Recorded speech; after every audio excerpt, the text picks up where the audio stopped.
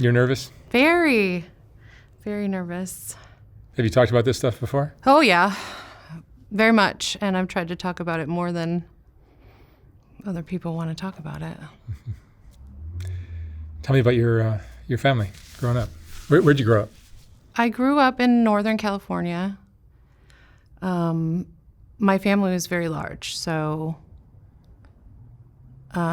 there was a lot of cousins. There was up to like 19 cousins, I'd say, within a year apart, and we all used to get together at different points and times. So it was a bigger family that I grew up in.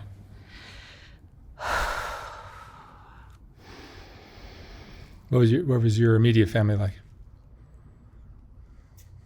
My immediate family had their issues.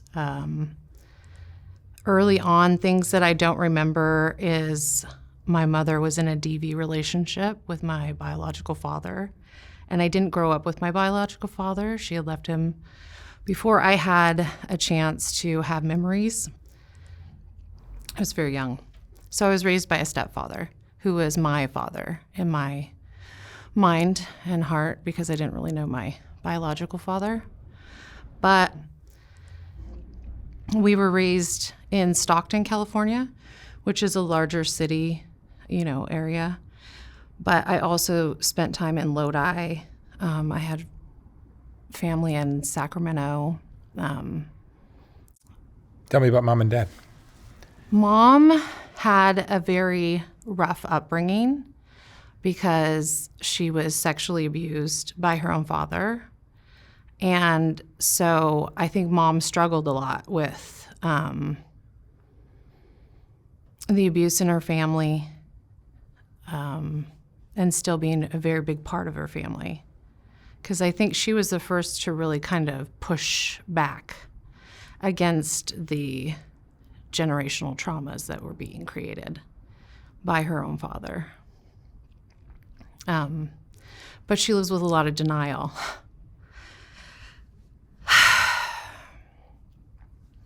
And because of that, she put her own children in a hen house that was stalked by a wolf, And yeah, that was like a lot.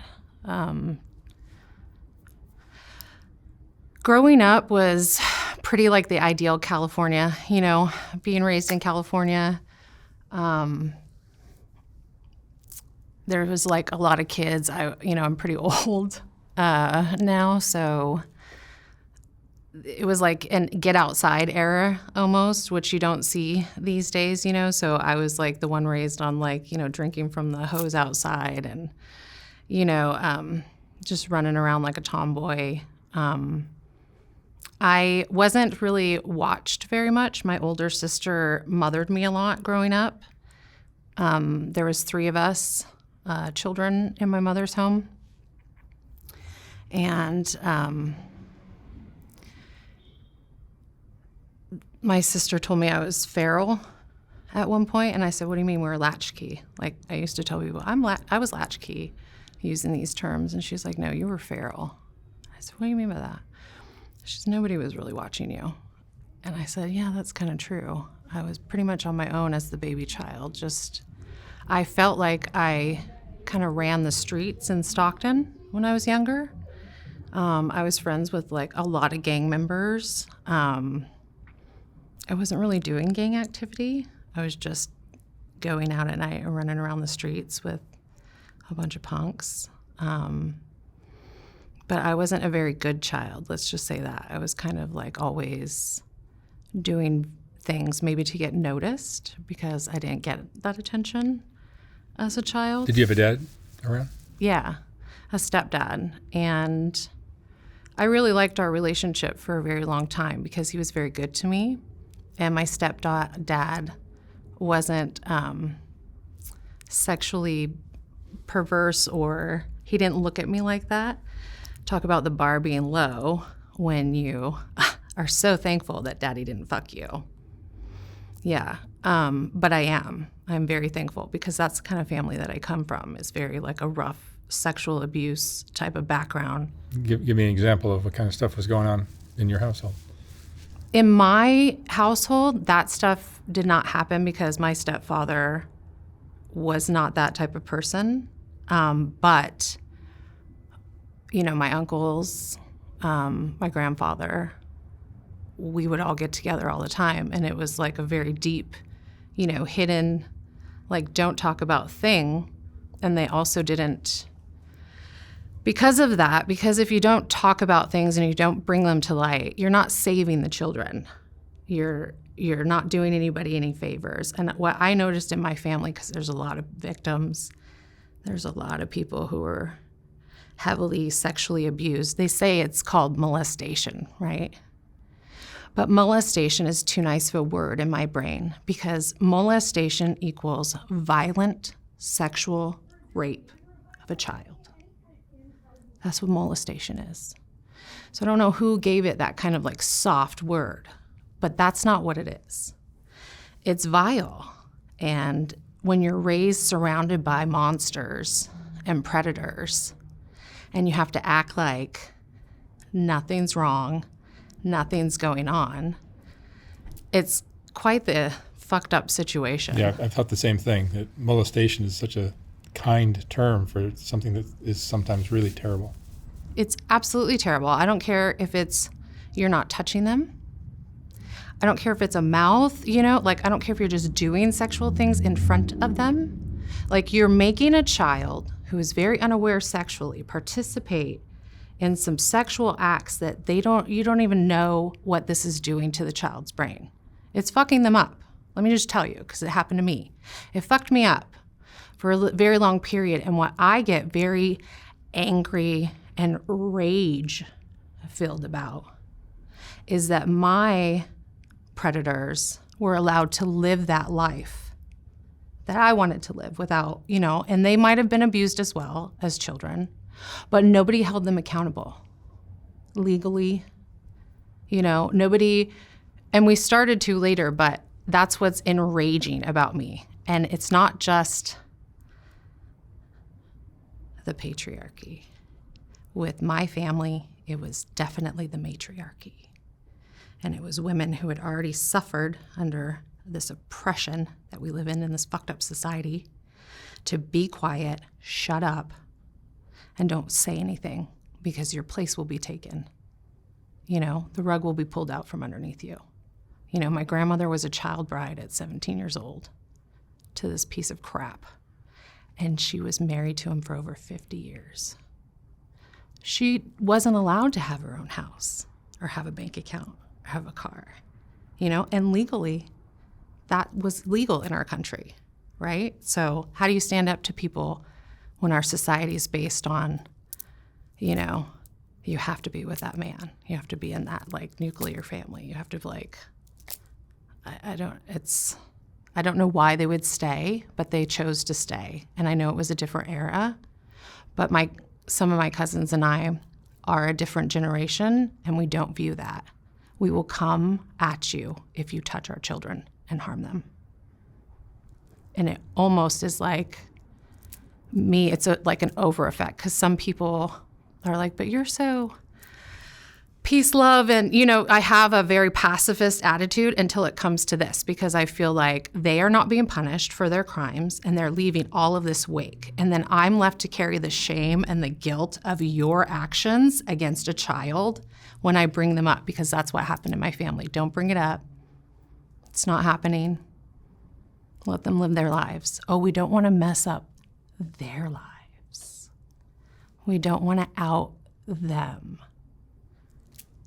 So why? So that they can continue to do it, and then I have to suffer knowing that there's going to be more victims coming after me? And then what place do I have in that? Like, to me, that's all wrong. It's not okay. What kind of things happened to you? My grandfather watched porn with me when I was like a toddler.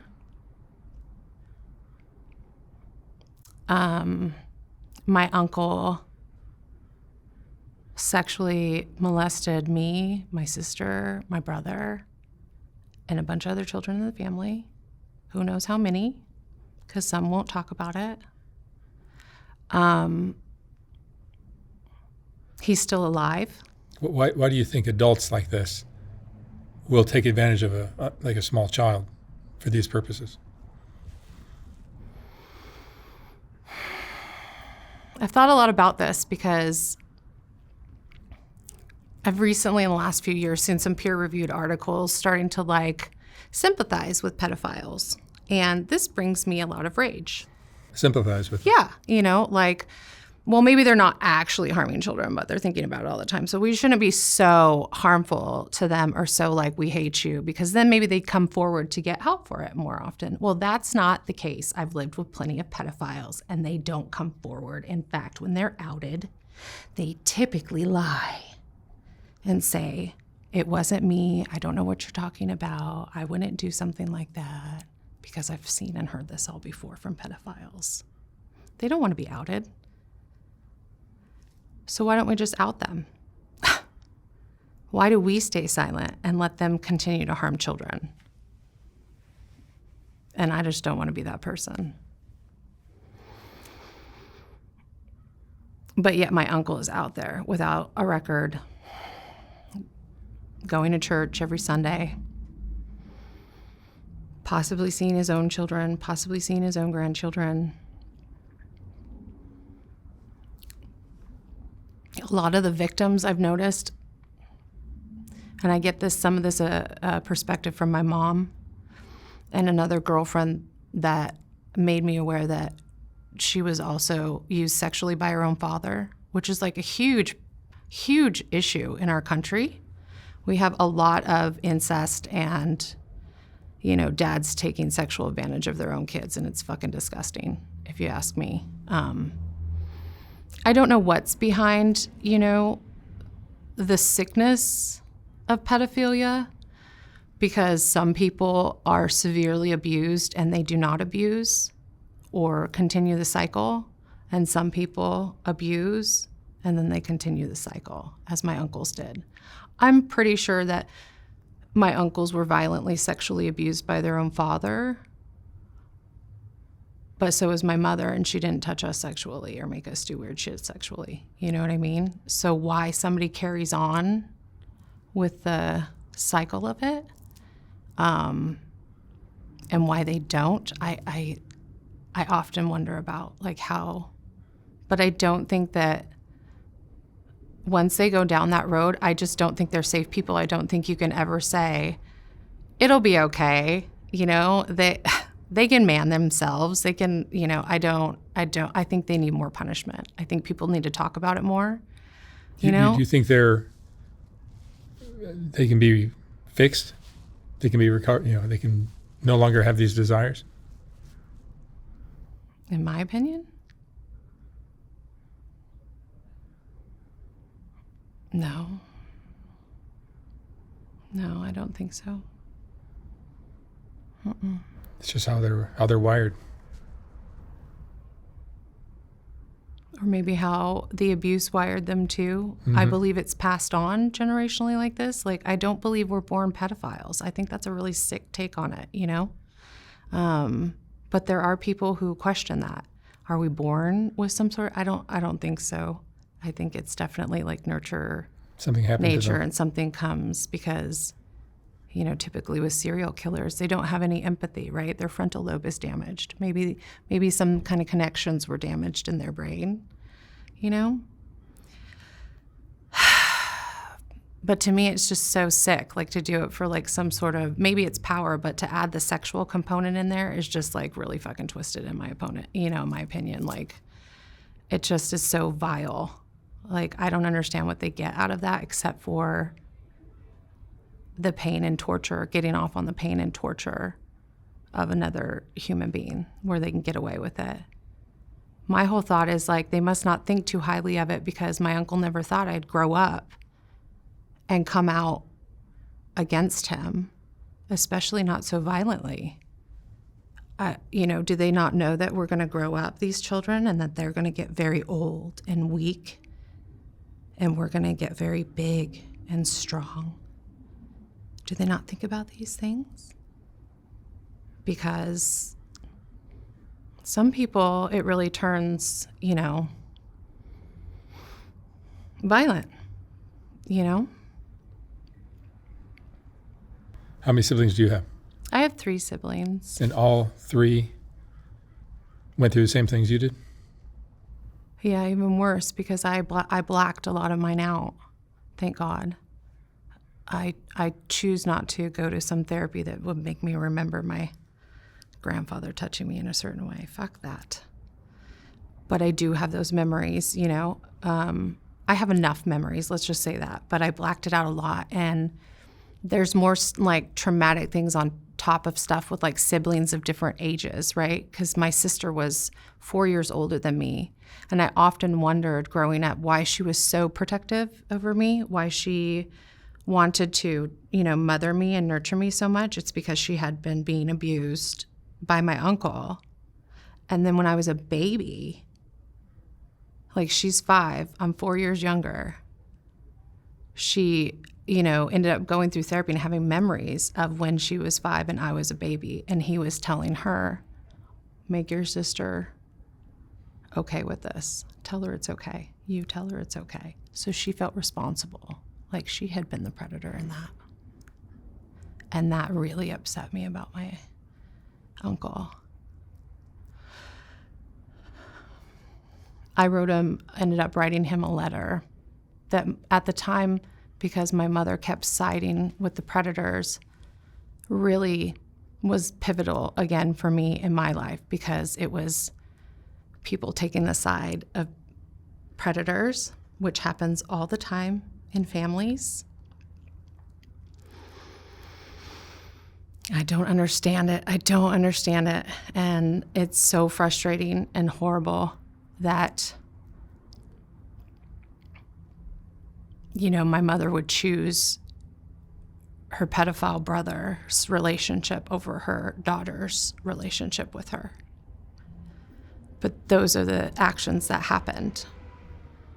And I had to suffer another blow of like my mother, who was a victim, I think she knew her younger brother was a severe victim. And so she felt responsible for his abuse and tried to protect him even though he was an abuser to her own children.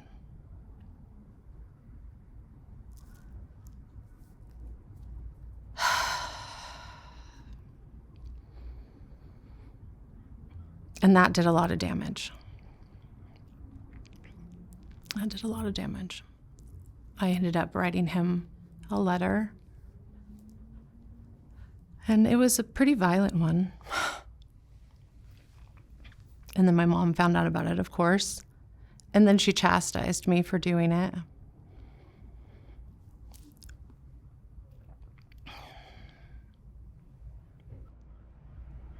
Your grandfather's still around? Or is he gone? He's dead. He's dead. Mm-hmm. Did he ever have to face the fact that he did these things? No, never. Neither has my uncle. It's crazy how families protect these people. Yeah, it is, isn't it? Just nuts. Happens so often. And then later on, I found out that one of my other uncles had sexually abused his own daughter. And she went to my aunt and said, please make it stop, as a young girl. And she was quieted. Is part of the secrecy that it's embarrassing for the family, so let's just pretend it never happened? They don't want to deal with what it might look like. I mean, they were all in the Christian religion. They weren't, you know, Christian nationalists, but to me it was all the same. Like, you're indoctrinated. You're trying to say, like, you're living this good life. What are you doing? You're hurting and traumatizing your own children. For what? For the look of it? Because you don't want to look bad. What the? I don't get it. How many kids do you have? I have 2 children. And you protect them?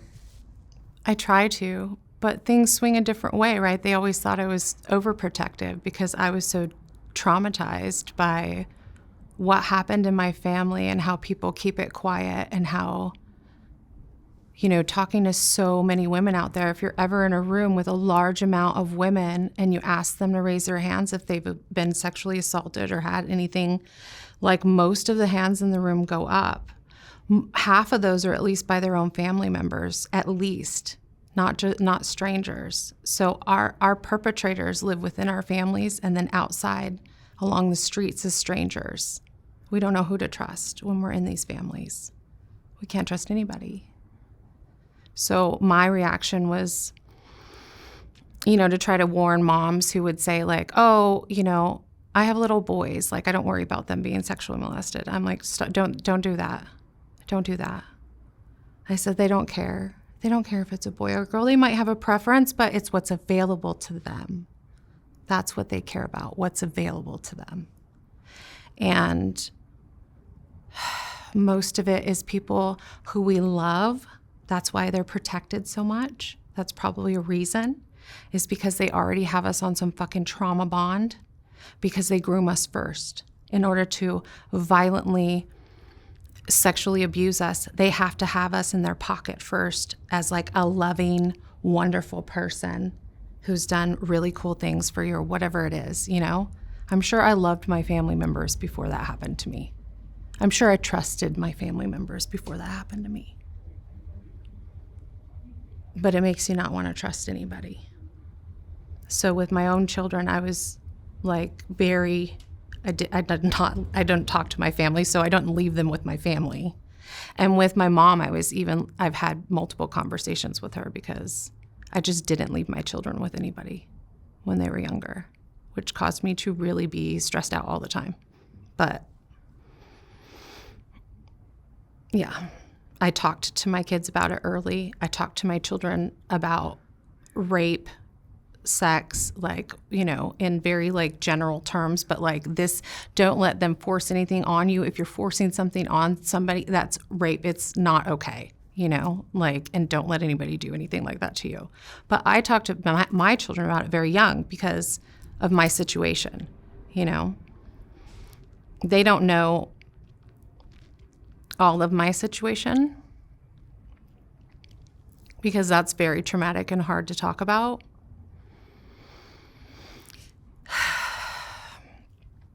And I made a lot of choices in my life where, because I came from the family that I came from, I was attracted to very abusive individuals because that's what I grew up with.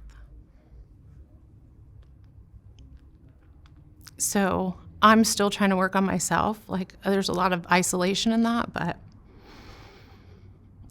you notice a lot of things after you've lived, a little bit of life through those situations. And I was kind of drawn to people romantically who would eventually harm me. You were drawn to them?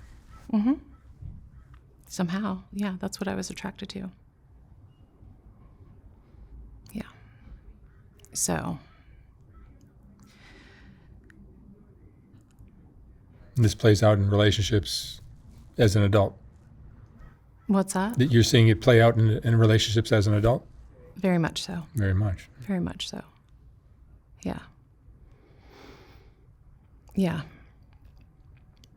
There's a lot of alcohol abuse, addiction that comes with coming off of trauma, I believe, because I've seen that a lot in friends and family. And, I have a cousin that drank herself to death before 40 or what have you. And she was, I believe traumatized as a child. A lot of us were. My grandmother was a denier as well.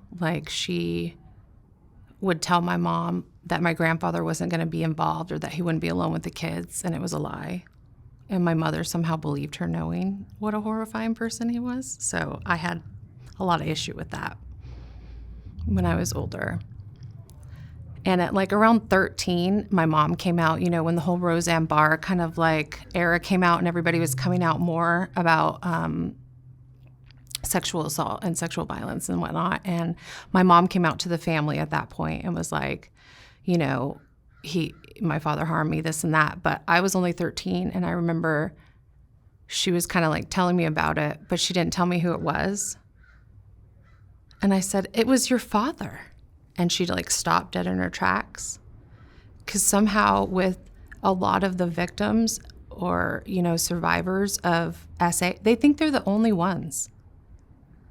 They think they're the only ones. I've seen this before. Like, how do you think that he's only sexually abusing you? But that's like, I don't know where that comes from, but I've seen it multiple times where many other family members were being abused, but they thought it was just them. So I don't know if that's the perpetrator, you know, and the trauma bond, like it's only you, you're so, you know, crap. I don't know. But I found that very interesting, that you think like he does it to you, but you think he's not going to do it to anybody else.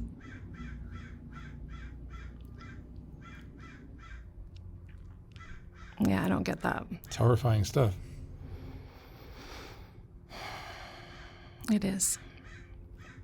So yeah, I was very protective over my children, and I don't know if that'll be good or bad or one way that, who knows how that's going to turn out. Because I still made a lot of decisions where when I look back, I'm like, oh, wow.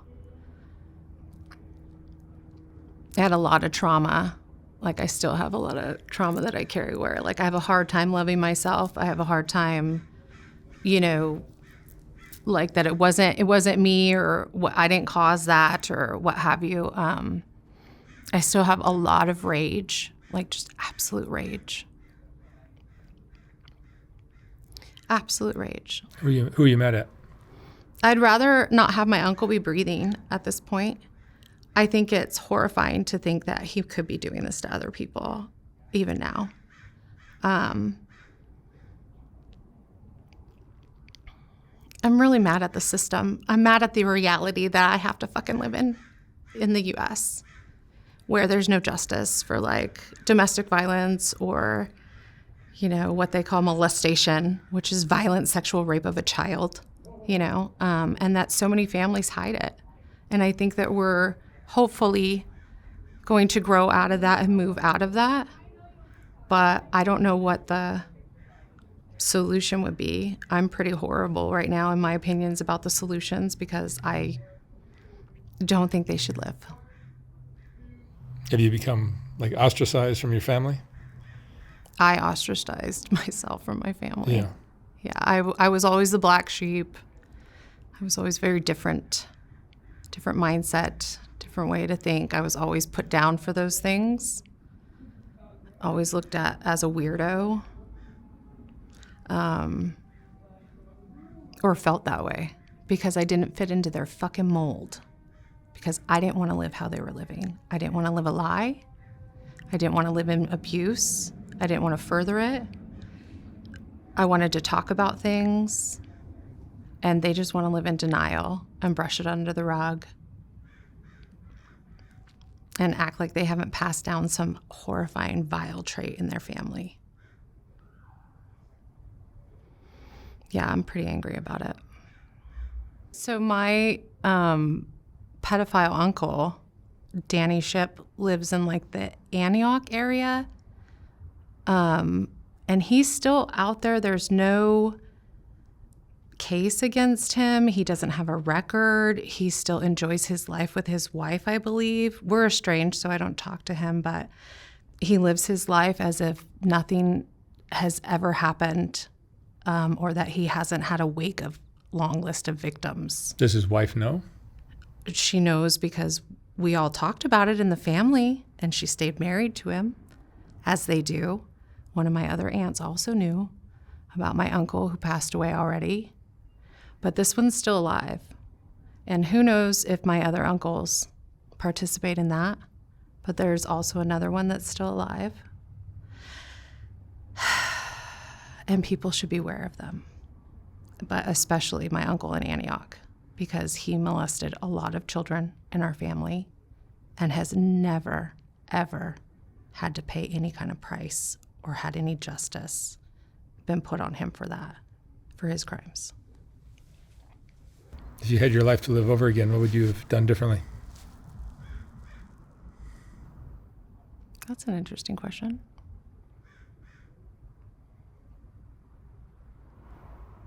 Picked a different family?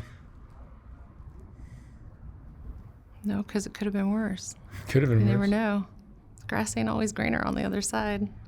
I don't know. That's a hard question for me because I'm kind of the person who believes things happen to you and form you, and you wouldn't be the person you are if these things hadn't have happened, you know? Like, if I could change anything, it would be that we actually think about ourselves on like more smaller community based and do something about, like, you know, with me, I'm pretty like out there. Like I've told people before, like, they burned witches and we're just women, okay?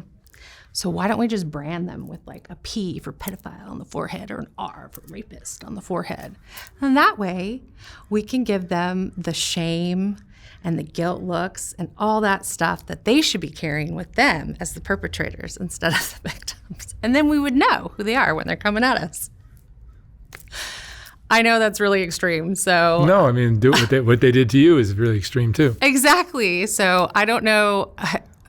Like, I'm trying not to feel bad for my, like, extreme views, but they do come from somewhere that's based in, like, where it was, like, so violent for me, in my opinion, that what was done to little children. Yeah, and that changes the trajectory for that person forever. Yeah. And with me, I'm still in that phase right now where it's like fighting fire with fire. Like I said, I'd love to be a pacifist because that's where I come from. You know, I want to, like, help people, love people, like, do better in the world, but... I don't think when people don't understand that and will never come to that, then why would you fight them like that?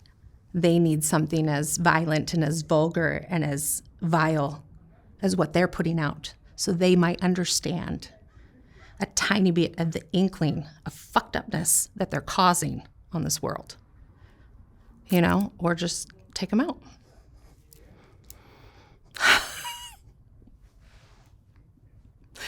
I mean, I'd rather save the children than save somebody who is wanting to fuck children.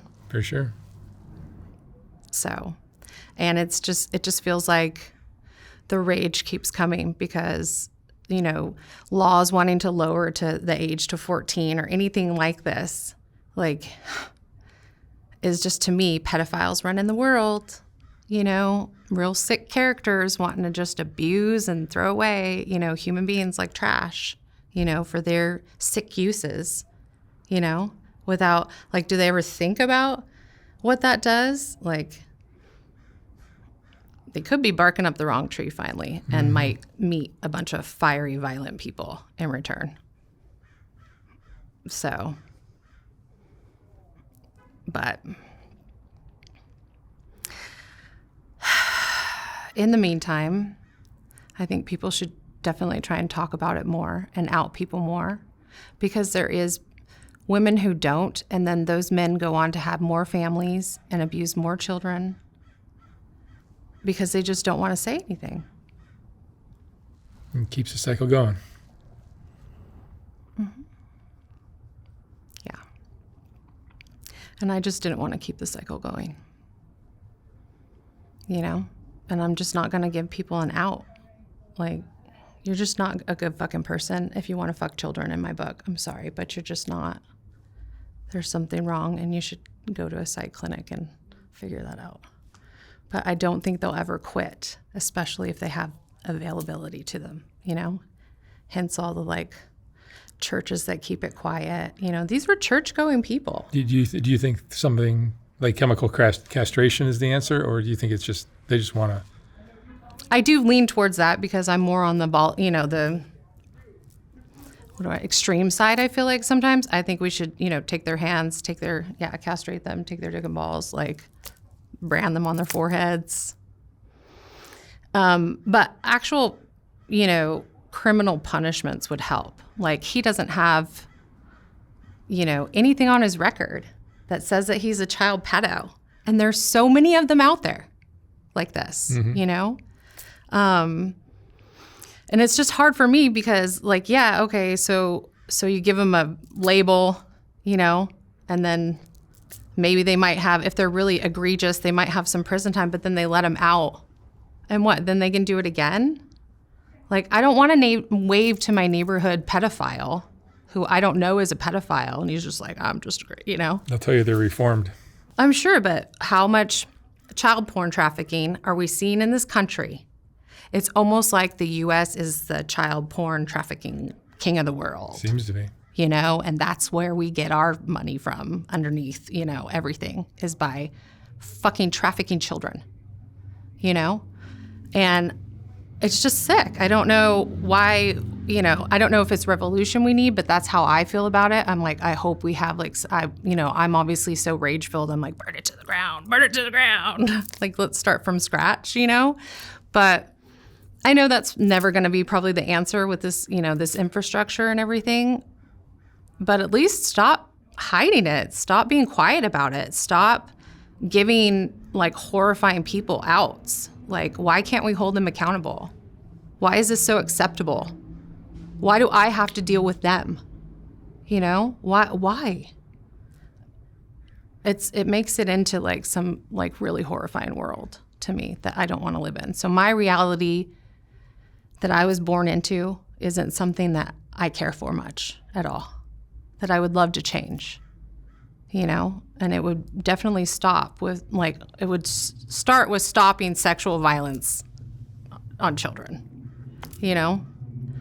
Because it really does fuck us up.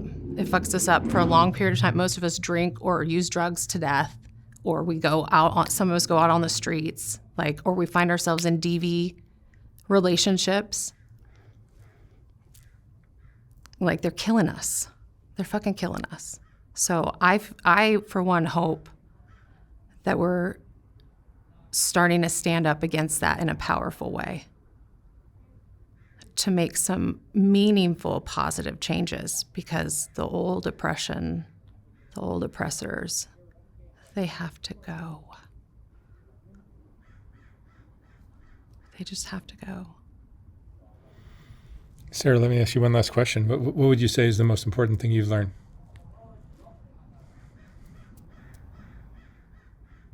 Never judge a book by its cover.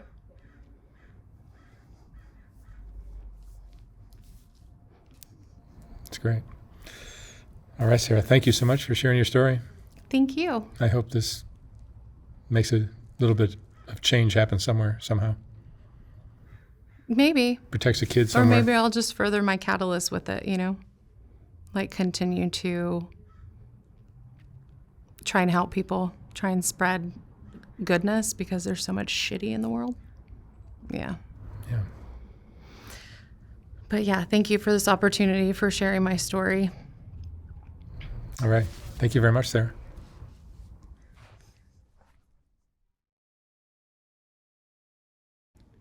When I was designing the first White Underbelly book, I realized that there were so many great portraits that weren't going to make it into that book. They just wouldn't fit. And once I saw how well that first book sold, I knew I'd have to design a second book. This second book is finally ready to ship. Like the first one, this book has a collection of some of the best portraits from White Underbelly, accompanied by a quote from that person's interview. This book features another group of Rebecca portraits, as well as a collection of color images of the Whitaker family, and plenty of others. You can order yours for $125 or $150 for a signed copy at softwhiteunderbelly.org. Again, like the first book, once this book is sold out, I will not be printing more of them. The portraits are what White Underbelly is all about, and these two books contain the best of all that work. Thank you for watching.